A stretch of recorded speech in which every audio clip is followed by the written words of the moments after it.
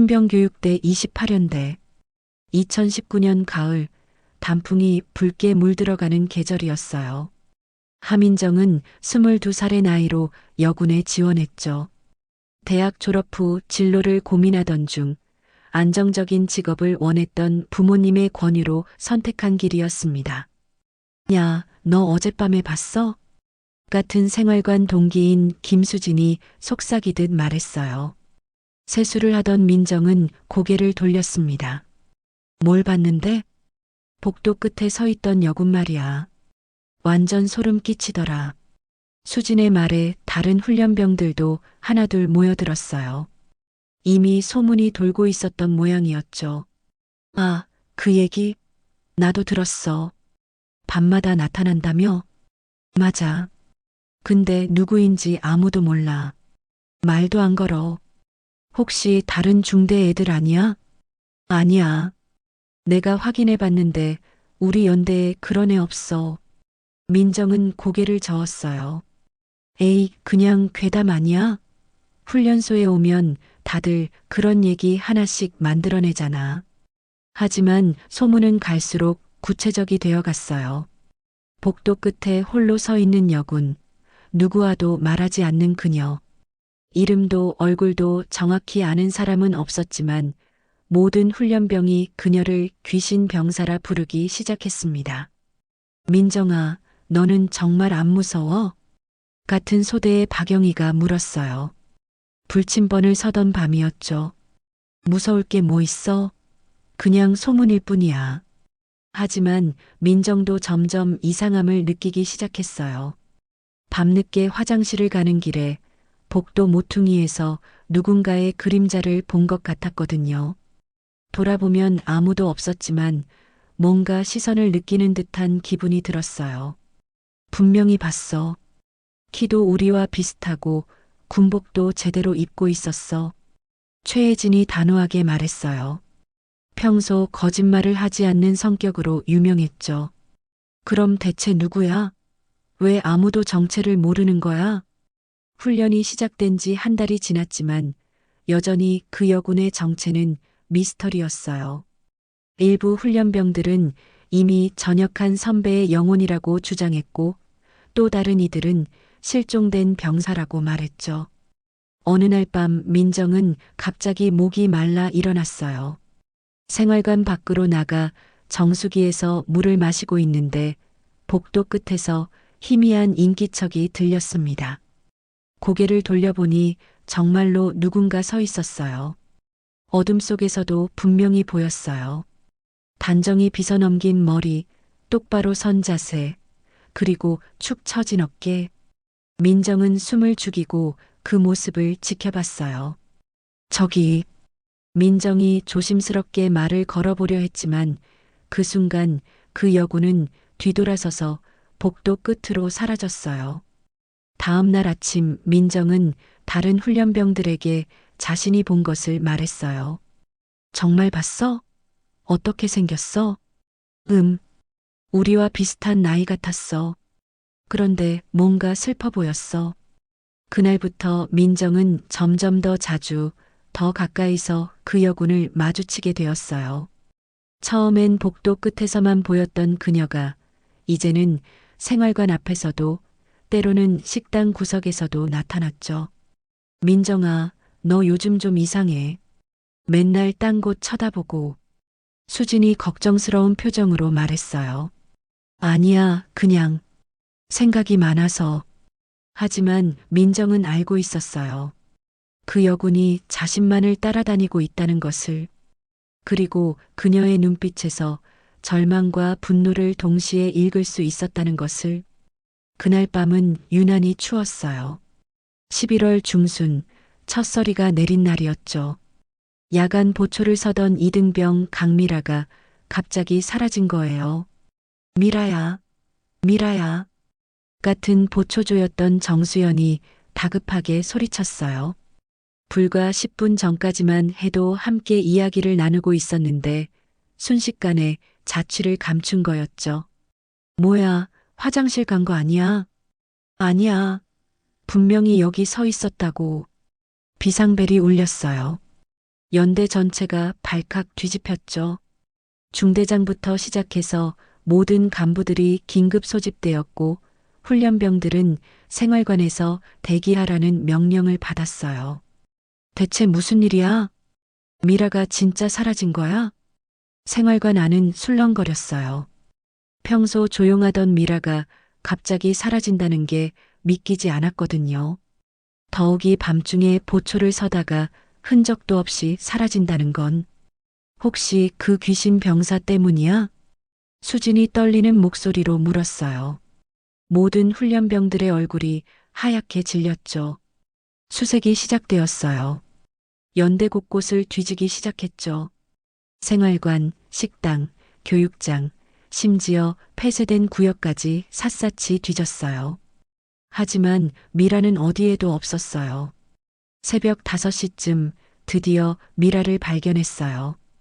그런데 놀랍게도 발견된 곳은 다름 아닌 민정의 침대 밑이었어요. 여기 누가 있어?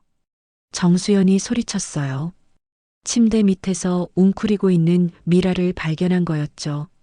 민정은 깜짝 놀라 일어났어요. 자신의 침대 밑에서 미라가 나오는 걸 보고는 입을 다물지 못했어요. 미라야, 대체 왜 여기 있었어? 괜찮아? 어디 다친 데 없어? 하지만 미라는 완전히 넋이 나간 상태였어요. 눈은 초점을 잃었고 온몸이 덜덜 떨리고 있었죠. 의무병이 급히 달려와 미라를 진찰했지만 외상은 없었어요.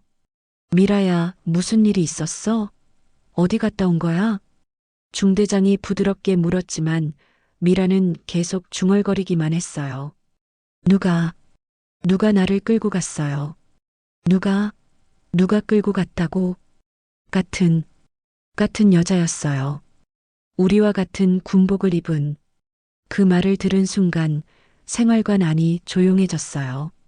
모든 훈련병들이 서로를 바라보며 소름을 끼쳤죠. 귀신 병사 얘기가 현실이 된 거였어요. 그 여자가 어떻게 생겼어? 민정이 조심스럽게 물었어요. 미라는 민정을 쳐다보더니 갑자기 비명을 질렀어요. 아, 저애예요. 저 애가 있던 곳에서 그 여자를 봤어요. 미라가 민정을 가리키며 소리쳤어요. 모든 시선이 민정에게 집중되었죠. 잠깐, 뭔 소리야? 나는 계속 여기 있었어. 민정은 당황했어요. 왜 갑자기 자신을 가리키는 건지 이해할 수 없었거든요. 아니야. 민정 침대 근처에서 그 여자를 봤어요. 분명히 봤다고요. 미라는 계속 히스테리를 부렸어요. 그리고 갑자기 의식을 잃고 쓰러졌죠. 중대는 완전히 발칵 뒤집혔어요. 간부들은 급히 회의를 소집했고 훈련병들에게는 함구령이 내려졌어요. 이 일은 절대 외부로 새어나가면 안 된다. 알겠나? 부중대장이 엄중하게 말했어요. 하지만 이미 소문은 다른 중대까지 퍼져나가고 있었죠. 그날 저녁 민정은 혼자 조사실로 불려갔어요. 조사실에는 중대장과 부중대장, 그리고 낯선 영관급 장교 한 명이 앉아 있었어요. 하민정 2등병 앉아. 중대장이 차분하게 말했어요. 하지만 그 눈빛에서는 뭔가 의심스러운 기색이 느껴졌죠. 강미라 2등병이 당신을 언급했는데 혹시 어젯밤에 특별한 일이 있었나요? 아니요. 저는 계속 잠을 잤어요. 정말로? 중간에 일어나지 않았나요? 민정은 가슴이 두근거렸어요. 사실 그날 밤 화장실에 갔었거든요. 그런데 그 사실을 말하면 더 의심받을 것 같았어요. 한번 화장실에 갔었어요. 몇 시에? 정확히는 모르겠지만 새벽 2시쯤 장교들이 서로 의미심장한 눈빛을 교환했어요. 그리고 영관급 장교가 입을 열었죠. 하민정 2등병, 혹시 연대 안에서 이상한 사람을 본 적이 있나요? 다른 훈련병들이 말하는 그 여군 말이에요. 민정은 망설였어요. 사실대로 말해야 할지 아니면 모른다고 해야 할지. 하지만 거짓말을 하기엔 이미 너무 많은 일이 일어났어요. 네, 본 적이 있어요. 언제부터요? 한 달 전쯤부터요. 처음엔 복도 끝에서만 봤는데 점점 더 자주 보게 되었어요. 그 순간 조사실의 분위기가 급변했어요. 뭔가 큰 비밀이 숨겨져 있다는 걸 민정은 직감적으로 느꼈죠. 조사실에서 나온 민정은 머리가 복잡했어요. 간부들의 반응이 너무 이상했거든요. 마치 그 여군의 존재를 이미 알고 있는 것 같았죠. 민정아, 괜찮아? 얼굴이 하얗게 질렸어. 수진이 걱정스럽게 물었어요. 하지만 민정은 함구령 때문에 아무 말도 할 수 없었죠. 다음 날 아침 놀라운 소식이 들려왔어요. 미라가 정신적 충격으로 의가사 제대 처리되었다는 거였어요.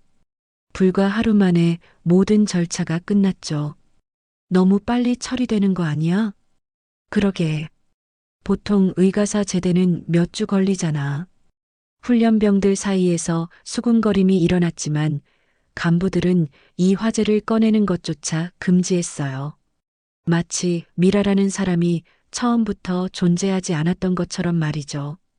그날 오후 민정은 예상치 못한 제안을 받았어요. 하민정 이등병 수색대에 합류하겠나? 중대장이 민정을 따로 불러 말했어요. 수색대요? 그래. 부대 내 이상 현상을 조사하는 특별팀이야. 자네가 직접 목격했으니까 도움이 될 것 같아서. 민정은 당황했어요. 분명히 함구령을 내렸는데 이제 와서 수색대에 합류하라니. 뭔가 앞뒤가 맞지 않았죠. 그런데 혹시 그 여군이 누구인지 아시나요? 그걸 조사하는 거야. 행정반에 가서 병사 기록을 확인해 보자. 행정반으로 향하는 길에 민정은 이상한 기분이 들었어요. 마치 누군가 자신을 지켜보는 것 같았거든요. 뒤돌아보니 복도 끝에 그 여군이 서 있었어요. 중대장님, 민정이 급히 중대장을 불렀지만 돌아봤을 때는 이미 사라진 후였어요. 왜 그러나? 아, 아무것도 아니에요. 행정반에서 민정은 충격적인 사실을 발견했어요. 최근 3년간의 모든 여군 병사 기록을 뒤져봤는데 민정이 본 그 여군과 일치하는 사람이 없었던 거예요. 이상하네. 분명히 우리 부대 소속 같은데. 행정보급관 김상사가 고개를 갸우뚱했어요. 혹시 다른 부대에서 파견 온 사람은 없나요? 파견자 명단도 다 확인해 봤는데 없어. 정말 이상하다. 그때 민정의 눈에 뭔가 이상한 게 보였어요. 파일 캐비넷 구석에 붉은색 스티커가 붙은 폴더가 있었거든요. 저 빨간 스티커는 뭐예요? 아, 저건 폐기 예정 서류야. 건드리지 마. 하지만 민정은 궁금증을 참을 수 없었어요. 김 상사가 자리를 비운 틈에 몰래 그 폴더를 열어봤죠. 그리고 경악했어요. 홍지연 중사 실종자 명단. 폴더 안에는 3년 전 야간 훈련 중 실종된 홍지연 중사의 기록이 있었어요. 사진을 보는 순간 민정은 소름이 돋았죠. 바로 자신이 계속 봐왔던 그 여군이었거든요. 이게 그 사람이야. 민정이 중얼거리며 기록을 자세히 봤어요. 그런데 더 이상한 건 상태란에 사망철이라고 적혀 있으면서도 전역 날짜는 공란으로 되어 있었던 거예요. 뭐 하고 있나? 갑자기 김 상사가 돌아와서 소리쳤어요. 민정은 깜짝 놀라 폴더를 떨어뜨렸죠. 죄송해요. 그냥 궁금해서. 이건 기밀 문서야. 함부로 보면 안 돼. 김 상사가 급히 폴더를 치우려 했지만 이미 늦었어요. 민정은 홍지연 중사의 존재를 확인했거든요. 그날 밤 민정은 잠을 이룰 수 없었어요. 홍지연 중사는 분명히 3년 전에 실종되어 사망 처리되었는데 왜 아직도 부대에 나타나는 걸까요? 새벽 2시쯤 민정은 화장실에 가려고 일어났어요. 복도로 나서는 순간 익숙한 인기척이 들렸죠. 돌아보니 홍지연 중사가 서 있었어요. 이번엔 전보다 훨씬 선명하게 보였어요. 울고 있는 것 같았죠. 뺨에 눈물이 흘러내리고 있었거든요. 홍지연 중사님? 민정이 조심스럽게 불러봤어요. 그러자 홍지연 중사가 고개를 들고 민정을 바라봤죠. 그 눈빛에는 간절함이 가득했어요. 홍지연 중사가 손짓으로 민정을 부르기 시작했어요. 복도 끝으로 가자는 신호였죠. 민정은 망설였지만 결국 그녀를 따라가기로 했어요. 복도 끝에서 홍지연 중사는 계단으로 내려가기 시작했어요. 지하로 향하는 계단이었죠. 민정은 처음 보는 곳이었어요. 여기가 어디예요? 민정이 물었지만 홍지연 중사는 대답하지 않았어요. 그냥 계속 내려가기만 했죠. 지하에 도착하자 완전히 다른 세계가 펼쳐졌어요. 오래된 복도가 미로처럼 이어져 있었고 곳곳에 녹슨 문들이 있었죠. 여기가 대체 어디예요? 민정이 다시 물었지만 홍지연 중사는 갑자기 사라져 버렸어요. 혼자 남겨진 민정은 패닉에 빠졌죠. 헬로? 누구 없어요? 민정이 소리쳤지만 메아리만 돌아왔어요. 그때 어디선가 삐걱거리는 소리가 들렸어요. 문이 열리는 소리였죠. 민정은 두려웠지만 호기심을 참을 수 없었어요. 소리가 난 쪽으로 조심스럽게 걸어갔죠. 그리고 반쯤 열린 문 너머로 뭔가 보였어요. 방 안에는 오래된 서류들이 산더미처럼 쌓여 있었어요. 그리고 벽에는 여러 장의 사진이 붙어 있었죠. 모두 실종된 병사들의 사진이었어요. 이게 뭐야? 민정이 충격을 받으며 중얼거렸어요. 그런데 갑자기 뒤에서 발소리가 들렸죠. 누군가 오고 있었어요. 거기 누구야? 남자 목소리가 들렸어요. 민정은 급히 숨어야 했지만 이미 늦었어요. 손전등 불빛이 민정을 비추었거든요. 이등병 하민정, 여기서 뭐하고 있나? 손전등을 든 사람은 다름 아닌 박준석 상사였어요. 평소 훈련병들에게 무서운 존재로 통하는 부소대장이었죠. 상사님, 저는 그냥 민정은 말을 제대로 잇지 못했어요. 어떻게 설명해야 할지 막막했거든요. 여기는 출입금지 구역이야. 당장 나와. 박상사가 버럭 소리쳤어요. 하지만 민정은 방 안의 서류들이 너무 궁금했어요. 상사님, 저기 있는 서류들이 뭐예요? 묻지 말고 당장 나오라고. 박상사가 민정의 팔을 잡아 끌려고 했지만 그 순간 민정은 벽에 붙은 사진 중 하나를 발견했어요. 홍지연 중사의 사진이었죠. 그런데 그 옆에는 X자가 크게 그어져 있었어요. 저 사진, 홍지연 중사 아니에요? 뭐라고? 박상사의 얼굴이 갑자기 하얗게 질렸어요. 민정이 그 이름을 아는 것에 충격을 받은 것 같았죠. 너, 어떻게 그 이름을 알고 있어? 행정반에서 봤어요. 폐기 예정 서류에서. 박상사는 잠시 말을 잇지 못했어요. 그리고 주변을 두리번거리더니 민정을 방 안으로 끌고 들어갔죠. 잠깐만. 내가 정말로 그 서류를 봤다고? 네. 홍지연 중사는 3년 전에 실종되어서 사망 처리됐다고 나와 있었어요. 박상사는 깊은 한숨을 쉬었어요. 그리고 방문을 닫더니 민정을 의자에 앉혔죠. 민정아, 이 얘기는 절대 다른 사람한테 하면 안 돼. 알겠나? 왜요? 대체 무슨 일이 있었던 거예요?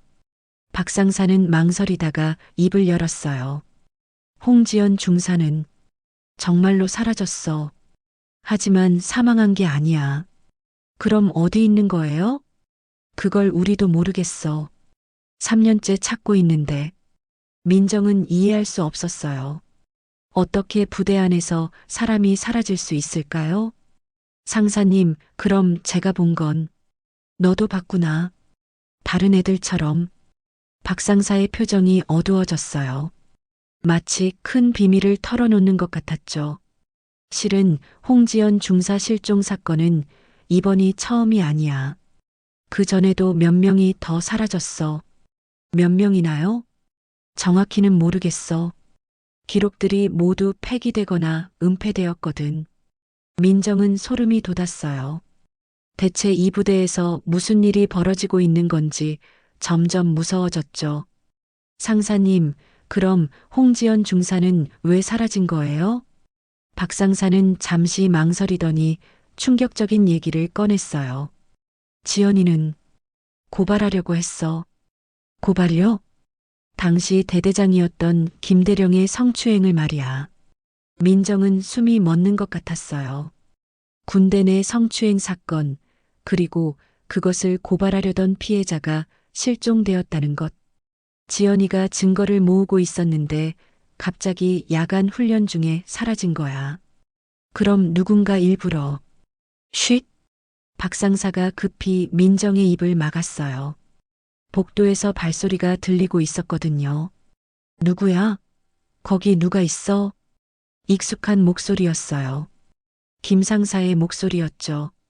박 상사는 급히 손전등을 끄고 민정에게 조용히 하라는 신호를 보냈어요. 두 사람은 숨을 죽이고 기다렸죠. 이상하네. 분명히 불빛이 보였는데 김 상사의 목소리가 점점 가까워졌어요. 그리고 방문을 열려고 손잡이를 돌렸죠. 박 상사? 여기서 뭐 하고 있어? 아, 김 상사. 그냥 순찰 중이었어. 순찰? 여긴 출입금지 구역인데? 두 상사가 대화를 나누는 동안 민정은 서류 더미 뒤에 숨어 있었어요. 그런데 우연히 손에 잡힌 서류를 보고 또 한 번 충격을 받았죠. 실종자 명단 기밀. 파일에는 홍지연 중사뿐만 아니라 다른 이름들도 적혀 있었어요. 박미선 하사, 이수진 일병, 최영희 이등병. 모두 여군들이었죠. 더 충격적인 것은 실종 사유란에 적힌 내용이었어요. 상급자 고발 시도, 부당 대우 신고 예정, 성추행 피해 증언 준비. 모두 비슷한 이유로 실종된 거였어요. 그리고 마지막 페이지에는 더욱 끔찍한 내용이 적혀 있었죠. 처리 방법 정신 이상 진단 후 격리. 최종 조치 존재 자체를 부정. 민정은 온몸이 떨렸어요. 이것은 단순한 실종 사건이 아니었어요. 조직적으로 은폐된 범죄였죠. 민정아, 괜찮아? 박 상사가 김 상사를 보낸 후 돌아와서 물었어요. 민정은 손에 든 서류를 박 상사에게 보여줬죠. 상사님, 이게 뭐예요? 이 사람들 모두 어디로 간 거예요? 박 상사는 서류를 보더니 절망적인 표정을 지었어요. 모르겠어. 정말 모르겠어. 우리는 그냥 명령에 따라 입을 다물고 있을 뿐이야. 그럼 홍지연 중사도 아마도. 그 순간 갑자기 방 안의 온도가 급격히 떨어지는 것 같았어요. 그리고 구석에서 흐느끼는 소리가 들렸죠. 누구야? 박 상사가 손전등을 켰지만 아무도 보이지 않았어요.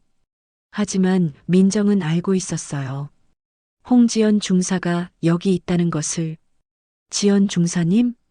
민정이 조심스럽게 불러봤어요.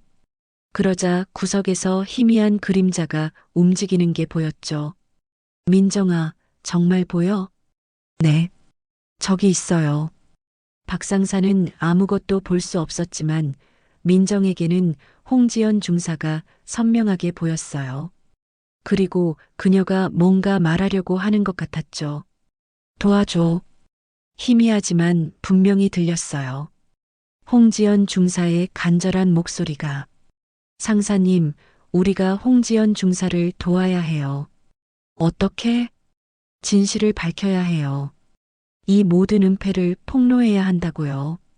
하지만 박 상사는 고개를 저었어요. 민정아, 너무 위험해. 이미 너무 많은 사람들이 사라졌어. 그럼 이대로 포기하라는 거예요? 그 순간 방 밖에서 여러 명의 발소리가 들렸어요. 그리고 무전기 소리도 들렸죠. 브라보 팀, 지하 구역 수색 개시. 침입자를 발견하면 즉시 보고하라. 민정과 박상사는 서로를 바라봤어요. 뭔가 큰일이 벌어지려고 하고 있었죠. 브라보 팀 목표물 발견.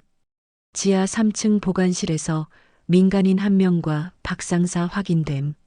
무전기 소리가 점점 가까워졌어요. 민정은 가슴이 두근거렸죠. 민정아, 우리 여기서 나가야 해. 박상사가 급히 말했지만 이미 늦었어요. 문이 벌컥 열리며 완전 무장한 헌병들이 들어왔거든요. 움직이지 마. 손 들어. 헌병대장이 소리쳤어요. 민정과 박상사는 어쩔 수 없이 손을 들어야 했죠. 이등병 하민정, 넌 즉시 의무대로 이송된다. 의무대요? 왜요? 정신감정을 위해서다. 민정은 황당했어요. 자신이 진실을 발견했는데 오히려 정신 이상자 취급을 받는다니. 박상사님, 도와주세요. 하지만 박상사는 이미 다른 헌병들에게 끌려가고 있었어요. 그의 얼굴에는 절망감이 가득했죠. 의무대로 끌려간 민정은 격리병실에 수용되었어요. 철창이 달린 하얀 방이었죠. 마치 감옥 같았어요. 이건 말이 안 돼요.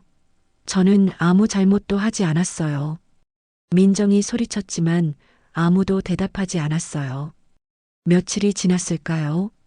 정확한 시간을 알 수 없었어요. 창문도 없고 시계도 없는 방에서 민정은 점점 지쳐갔죠. 그러던 어느 날 간호조무사 한 명이 들어왔어요. 25살 정도로 보이는 여군이었죠. 안녕하세요. 저는 유정이에요. 유정 조무사님. 저 왜 여기 갇혀 있는 거예요? 쉿, 작게 말해요. 벽에 귀가 있어요. 유정은 주변을 살피더니 민정에게 조용히 말했어요. 당신이 찾던 홍지연 중사. 저도 알아요. 정말요? 네. 그분은 제 선배였어요. 3년 전에 함께 근무했거든요. 민정은 가슴이 뛰었어요. 드디어 홍지연 중사에 대해 더 알 수 있을 것 같았거든요. 지연 언니는 정말 좋은 사람이었어요. 후배들을 잘 챙겨주고 불의를 보면 참지 못하는 성격이었죠. 그럼 정말로 대대장을 고발하려고 했던 거예요? 네. 증거도 다 모았어요. 녹음 파일, 사진, 증인 진술서까지. 유정의 말에 민정은 더욱 확신을 갖게 되었어요. 홍지연 중사는 진짜 피해자였던 거죠. 그런데 어떻게 사라진 거예요? 그날 밤, 야간 훈련이라고 했는데 사실은 함정이었어요. 함정? 지연 언니를 불러낸 거예요. 긴급 상황이라면서. 유정은 3년 전 그날 밤의 이야기를 들려줬어요. 홍지연 중사가 급히 부대를 나갔다가 돌아오지 않았다는 것, 그리고 다음 날부터 모든 기록이 사라지기 시작했다는 것을. 그럼 지연 언니는 정말로 살아있어요. 뭐라고요? 유정이 충격적인 말을 했어요. 가끔 밤에 봐요. 의무대 지하실 근처에서. 하지만 완전히 달라졌어요. 마치 넋이 나간 것 같아요. 지하실이요? 네. 아무도 모르는 비밀 공간이에요. 예전에 방공호로 쓰던 곳인데 지금은 특별한 용도로 쓰이고 있어요. 민정은 온몸에 소름이 돋았어요. 홍지연 중사가 살아있다는 것, 그리고 지하실에 감금되어 있을 가능성. 유정 조무사님, 저 좀 도와주세요. 지연 중사님을 구해야 해요. 너무 위험해요.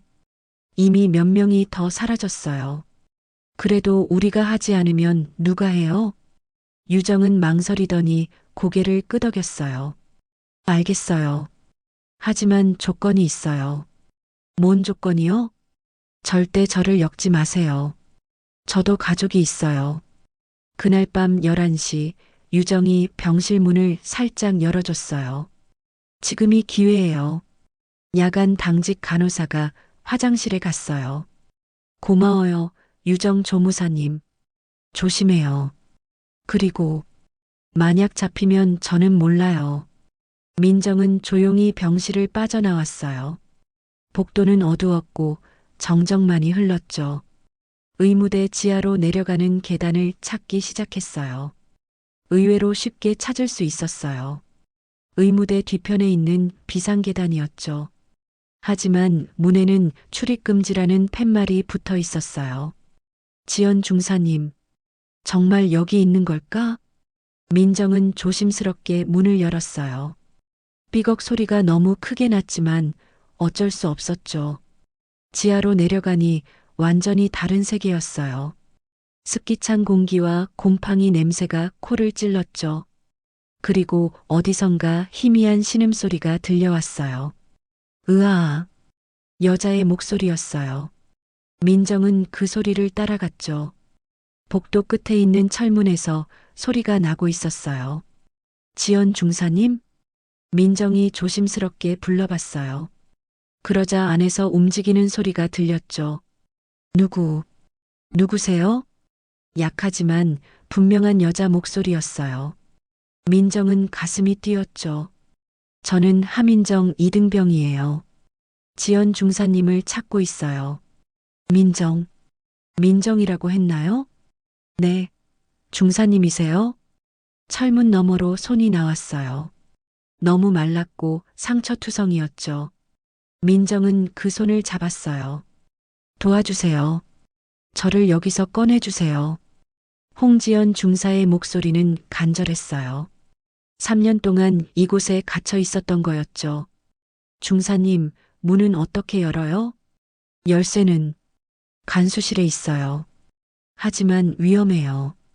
그 순간 뒤에서 발소리가 들렸어요. 누군가 계단을 내려오고 있었죠. 거기 누가 있어? 남자 목소리였어요. 손전등 불빛이 민정을 비췄죠. 민정은 급히 숨으려 했지만 복도가 너무 좁았어요. 결국 발견되고 말았죠. 이등병 하민정, 여기서 뭐하고 있어? 다가온 사람은 의무대 당직 간호사였어요. 그런데 그의 표정이 이상했어요. 마치 민정이 여기 온 것을 예상하고 있었던 것 같았거든요. 당직 간호사님, 저는 그냥 설명은 나중에 해. 일단 올라가자. 하지만 민정은 홍지연 중사를 두고 갈 수 없었어요. 안 돼요. 여기 지연 중사님이 있어요. 뭐라고? 당직 간호사의 얼굴이 굳어졌어요. 그리고 무전기를 꺼내더니 어디론가 연락하기 시작했죠. 코드 레드. 목표물이 발견되었습니다. 민정은 직감적으로 알았어요. 이 사람도 은폐에 가담하고 있다는 것을, 그리고 자신이 더 큰 위험에 빠졌다는 것을. 코드 레드 발생. 즉시 보안팀 출동하라. 무전기에서 들려오는 목소리에 민정은 온몸이 얼어붙었어요. 당직 간호사의 정체가 드러나는 순간이었죠. 이등병 하민정, 넌 너무 많이 알아버렸어. 간호사가 냉소적으로 웃으며 말했어요. 평소의 친근한 모습은 온데간데 없었죠. 저를 죽이려고 하는 거예요? 죽이다니 무슨 소리야. 그냥 조용히 있게 만들 뿐이야.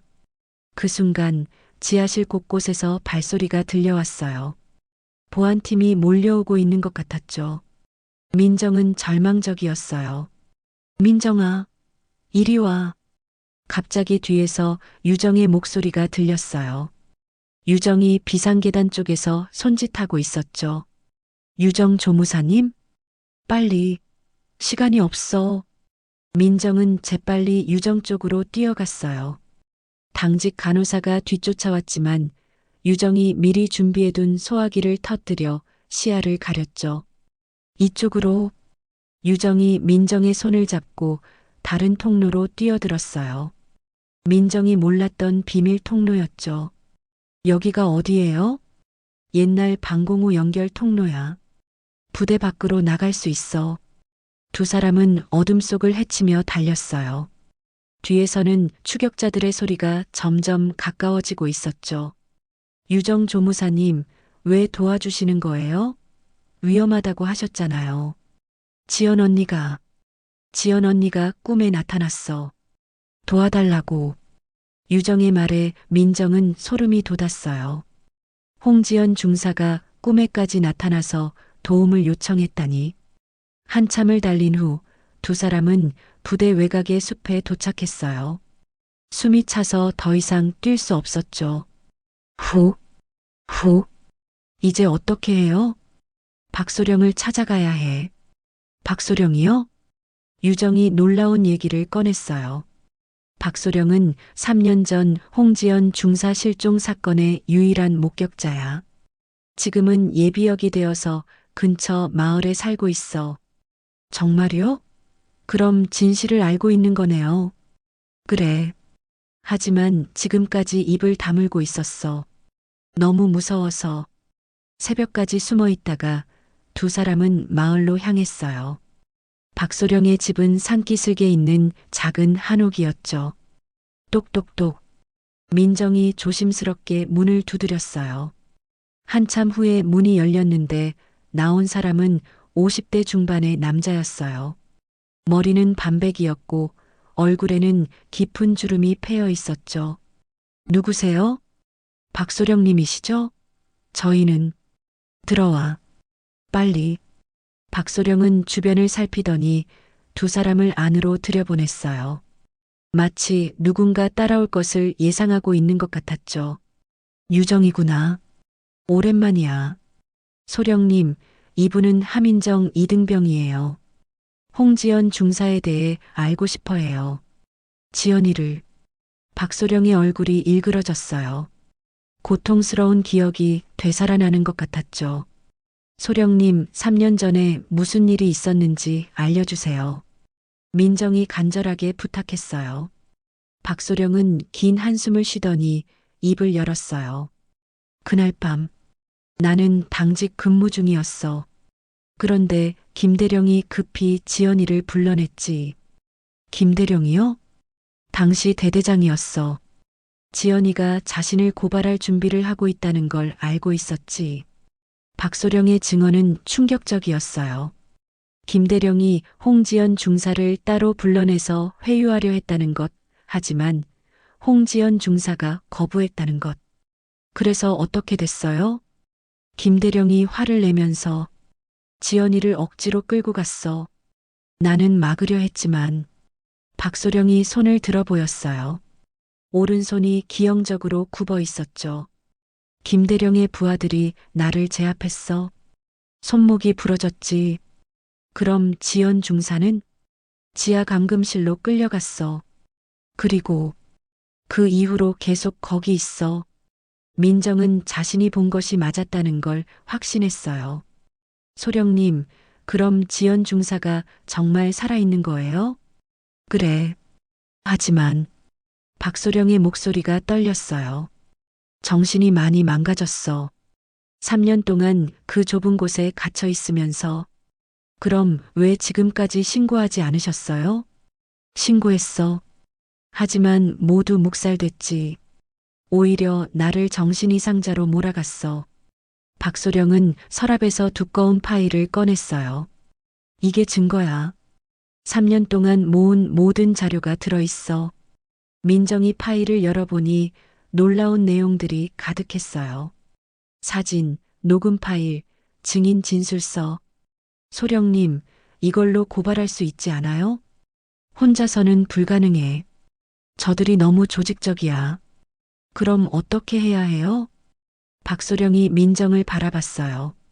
그 눈빛에는 오랫동안 품어온 분노와 절망이 섞여 있었죠. 내가 직접 본 거야? 지연이를? 네. 여러 번 봤어요. 그리고 어젯밤에는 직접 대화도 했어요. 그럼 가능할지도 몰라. 뭐가요? 박소령이 충격적인 제안을 했어요. 지연이를 직접 구해내는 거야. 어떻게요? 내가 부대 내부 구조를 다 알고 있어. 그리고 아직 연락할 수 있는 사람들도 있고 민정의 가슴이 뛰었어요. 드디어 홍지연 중사를 구할 방법이 생긴 것 같았거든요. 하지만 매우 위험해. 실패하면 우리 모두 죽을 수도 있어. 그래도 해야 해요. 이대로 둘 수는 없어요. 유정도 고개를 끄덕였어요. 저도 도울게요. 지연 언니를 위해서. 박소령은 잠시 생각하더니 결심한 듯 말했어요. 좋아. 그럼 계획을 세워보자. 하지만 한 번의 기회밖에 없어. 세 사람은 밤새도록 구출 계획을 세웠어요. 부대로 잠입하는 방법, 홍지연 중사가 있는 곳까지 가는 경로, 그리고 탈출 방법까지. 내일 밤이 기회야. 김대령이 출장을 간다고 들었어. 정말요? 그래. 감시가 느슨해질 거야.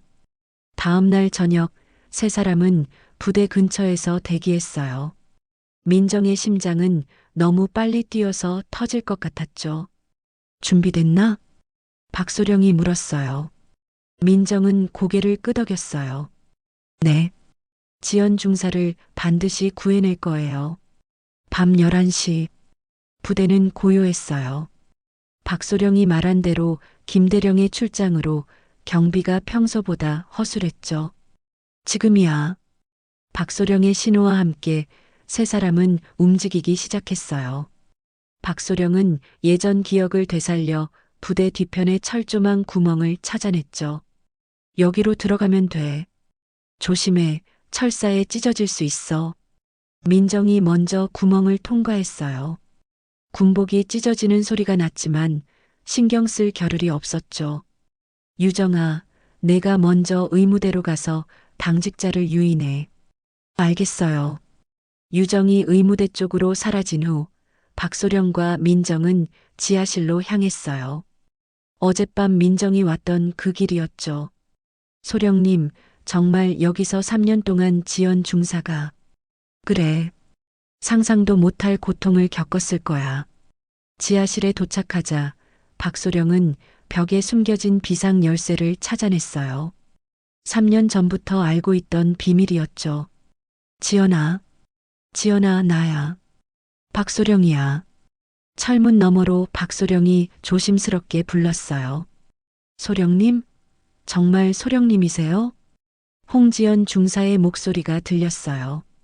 하지만 예전보다 훨씬 약해져 있었죠. 찰칵. 열쇠가 돌아가며 문이 열렸어요. 민정은 그 순간을 평생 잊을 수 없을 거예요. 홍지연 중사는 완전히 달라져 있었어요. 머리는 헝클어져 있었고 얼굴은 헬쑥했으며 눈은 초점을 잃은 채였죠. 3년 동안의 감금이 그녀를 완전히 망가뜨려 놓은 거예요. 지연아, 이제 괜찮아. 우리가 구하러 왔어. 박소령이 홍지연 중사를 부축하며 말했어요. 소령님, 저는 미쳤어요. 계속 환상이 보여요. 아니야, 지연아. 넌 정상이야. 그들이 널 미치게 만들려고 한 거야. 민정은 홍지연 중사의 손목을 보고 소름이 돋았어요. 철사로 묶인 자국이 선명했고 곳곳에 상처가 나 있었거든요. 중사님, 저는 하민정이에요. 중사님을 찾고 있었어요. 홍지연 중사가 민정을 바라봤어요. 그 눈빛에는 고마움과 동시에 깊은 절망이 섞여 있었죠. 고마워. 하지만 이미 늦었어요. 무슨 말씀이세요? 저는 이미 죽은 사람이에요. 공식적으로는 3년 전에 죽었죠. 홍지연 중사의 말에 민정은 가슴이 아팠어요.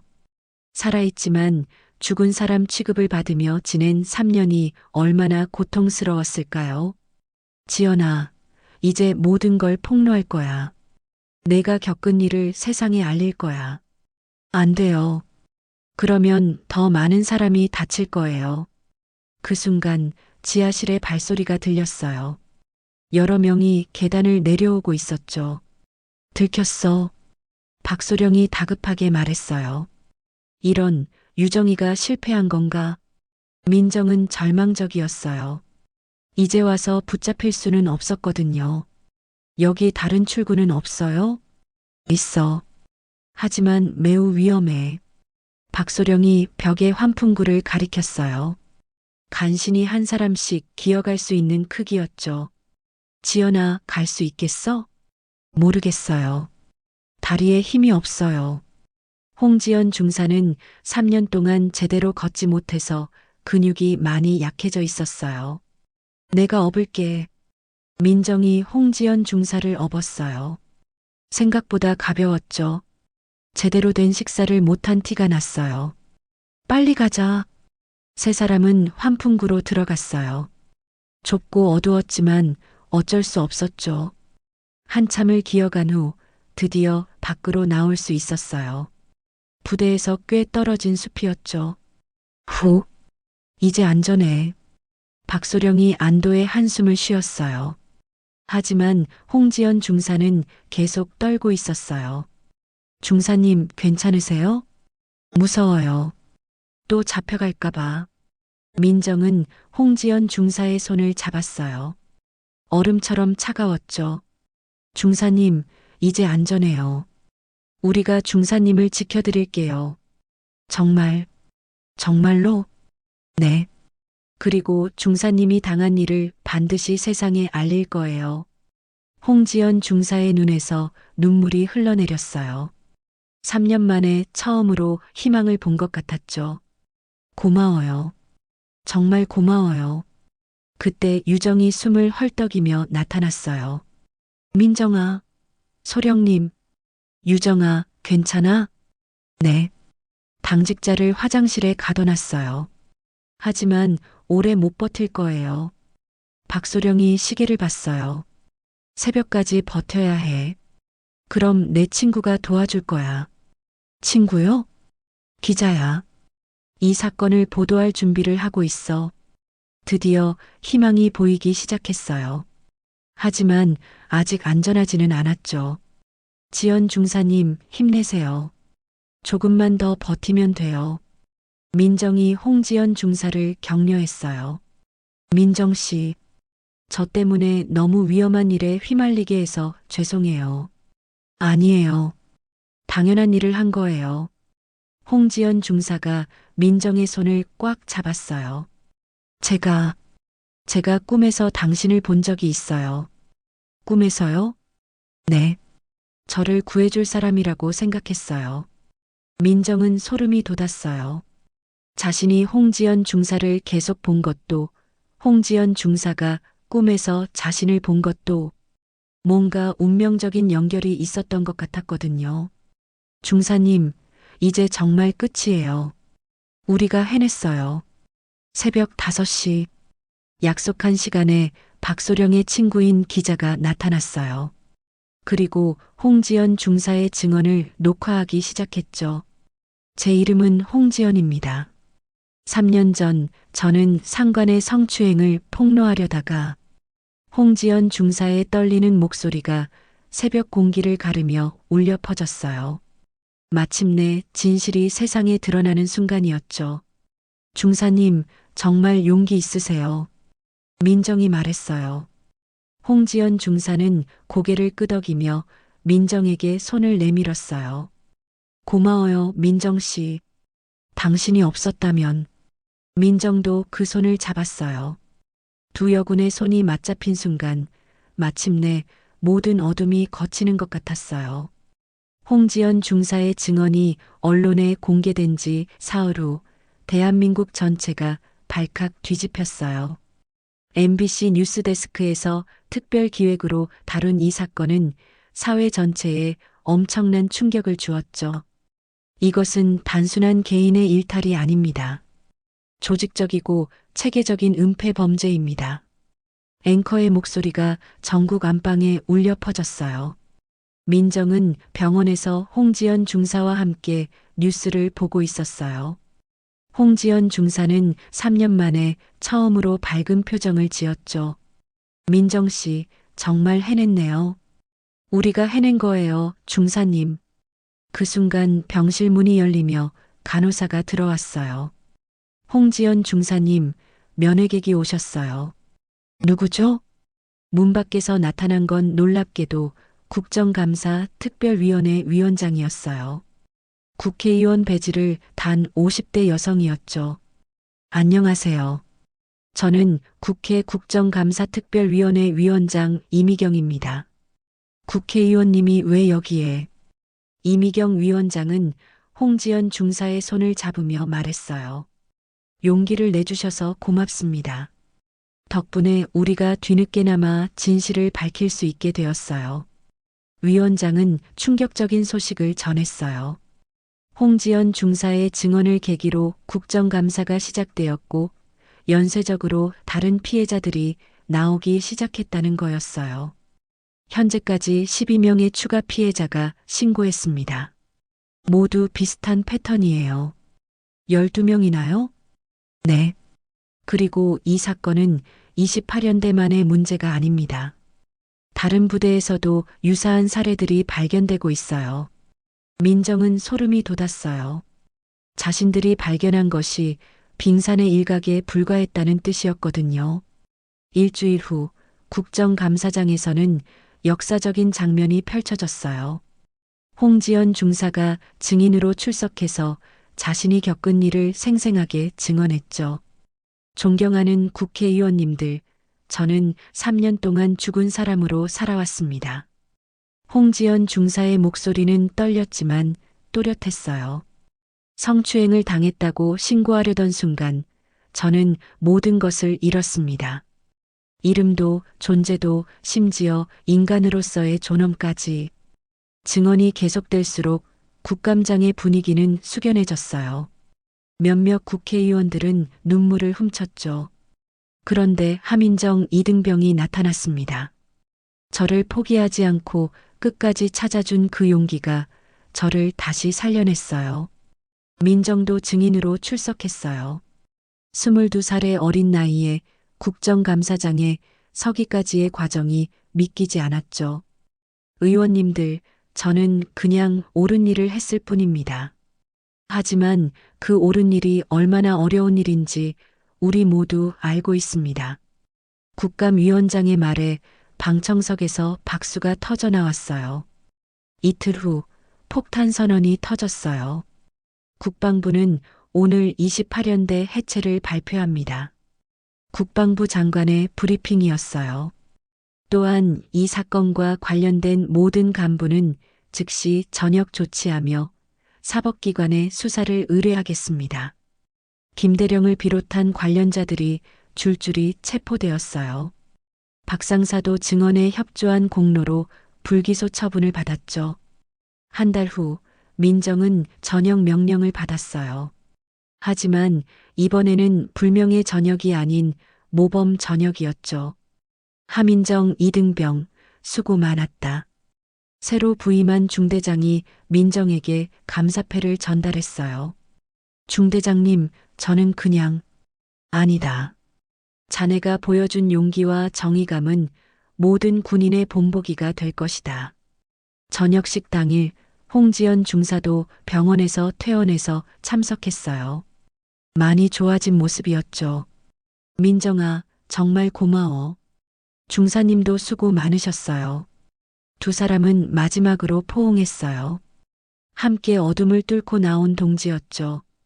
전역 후 한 달 민정은 뜻밖의 연락을 받았어요. 민정 씨, 저 KBS예요. 인터뷰 요청드려도 될까요? KBS요?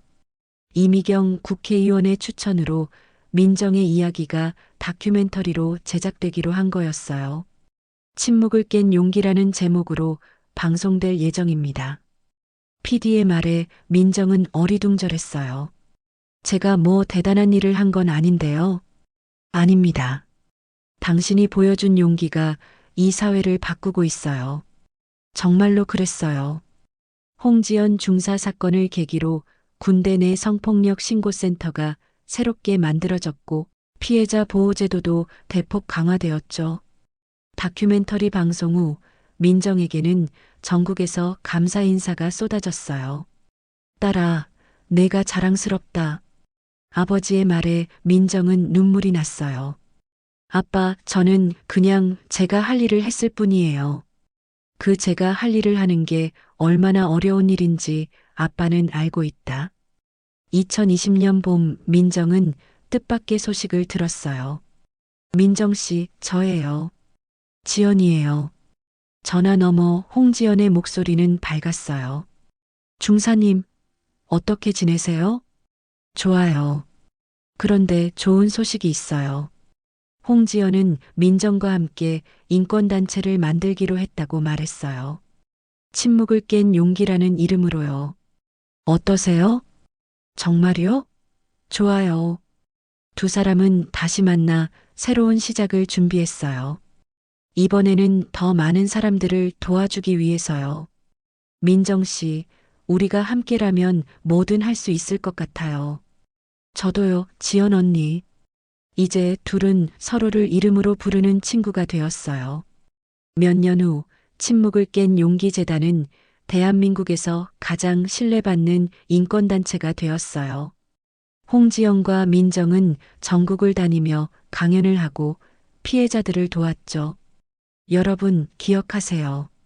작은 용기 하나가 세상을 바꿀 수 있습니다. 민정의 강연을 들은 한 여대생이 손을 들었어요. 선생님, 용기를 내는 게 너무 무서워요. 무서워하는 게 당연해요. 하지만 그 무서움을 이겨낼 때 진짜 변화가 시작돼요. 강연이 끝난 후 홍지연이 민정에게 말했어요. 고마워, 민정아. 너 덕분에 내가 다시 살 수 있었어. 언니, 우리가 함께 이겨낸 거예요. 두 사람은 서로를 바라보며 미소 지었어요. 어둠을 뚫고 나온 그들의 우정은 영원할 거였어요. 그날 밤 민정은 일기를 썼어요. 오늘도 한 명의 용기가 세상을 바꾸었다. 내일은 또 누가 용기를 낼까? 그 사람 곁에 우리가 함께 할 것이다. 침묵이 깨진 그날부터 세상은 조금씩 더 밝아지고 있었어요.